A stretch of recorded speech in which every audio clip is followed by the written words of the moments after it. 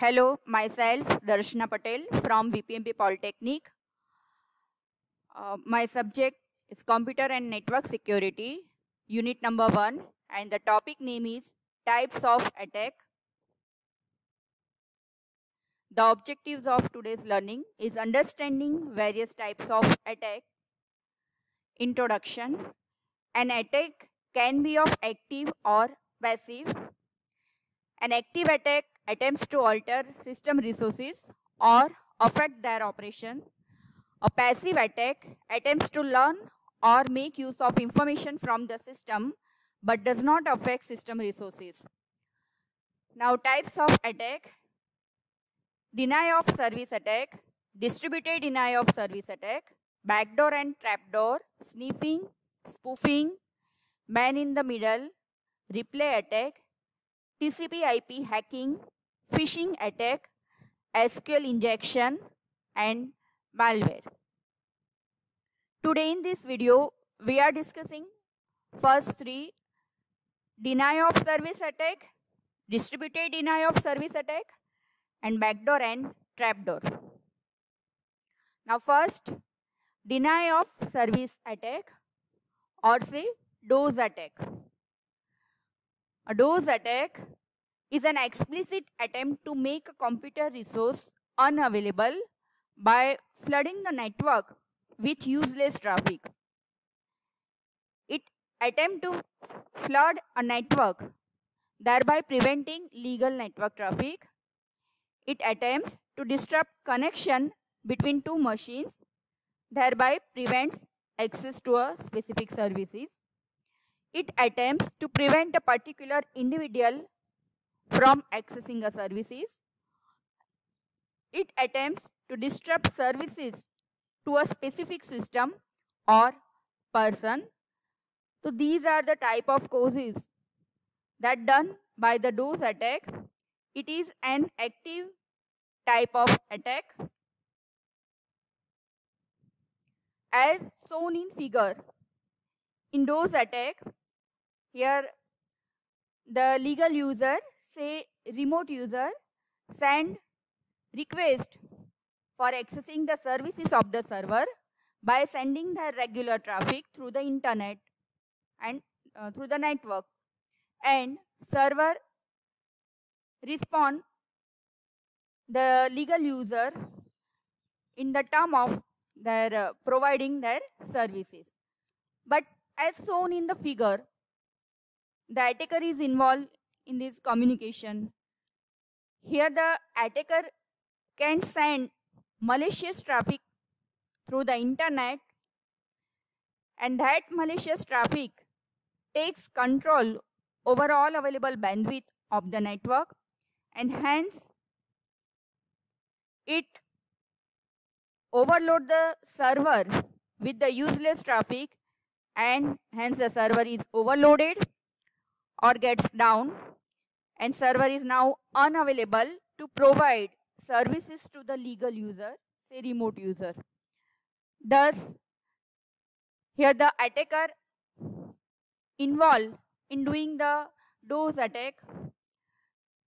Here a single attacker is involved for doing the DOS attack, and it deny the services of the server to the legal user through the attack, through the overloading the server with the useless traffic. Okay, so in DOS attack, one attacker and one internet connection is generally used for overloading the server with the useless traffic, or say flooding the server with the useless traffic. Now, DDoS attack, it is a distributed deny of service attack. In a DDoS attack, the army of the attacker consists of master zombies and slave zombies. These master zombies and slave zombies are compromised machines. The main attacker coordinate an order to the master zombie, and then in turn it coordinate to the slave zombies. The master zombies send attack command to slave zombies and order them to do a dose attack against the victim. In that way, the slave zombies, they began to send a large volume of packets to the victim and want to flood the victim system with useless load and hence exhausting its resources and overloading the victim with flooding. It is a kind of active attack. Here in DDoS attack, more than one nodes, more than one compromised machines are involved in doing an attack. So the DDoS attacks are very hard to detect because not only a single attacker is involved for doing an attack, but the number of nodes are involved in doing an attack. As shown in figure, here the main attacker, it creates the number of master zombies and then in turn the slave zombies.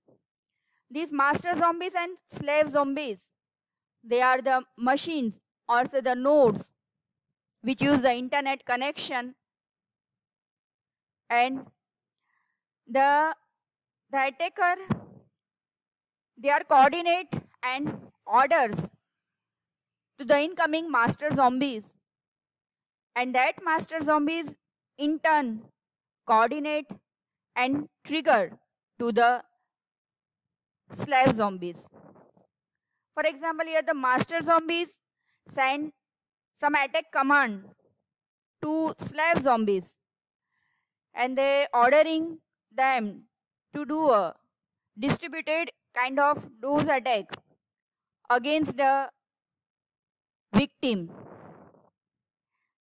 In that way, the slave zombies begin to send a large volume of packets or flooded the system with useless load and hence exhaust its resources and overload the victim, and hence the victim goes down from providing the services. So it is a kind of DDoS attack where more than one number of nodes are involved in doing the attack. It is a kind of active attack. Next, the differentiation between the DOS and DDoS attack. DOS attack is a denial of service attack, and DDoS attack is a distributed denial of service attack. In DOS attack, the source of attack is from a single node, means one computer and one internet connection is used to flood a server with the useless traffic and hence take the bandwidth of the network. Whereas in case of DDoS attack, source of attack is not from a single node but from 1,000 of nodes, means multiple computers and multiple internet connection is used to flood the server with unwanted traffic and overloading it. In DOS attack, source IP is generally spoofed, whereas in DDoS attack, IP addresses are often not spoofed.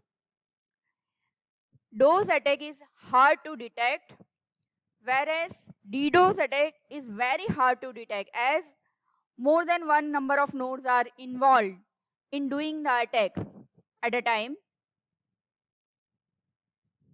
Next, backdoor attack. During the development of a complicated operating system or application, the programmer adds backdoors or say the maintenance hook to the system.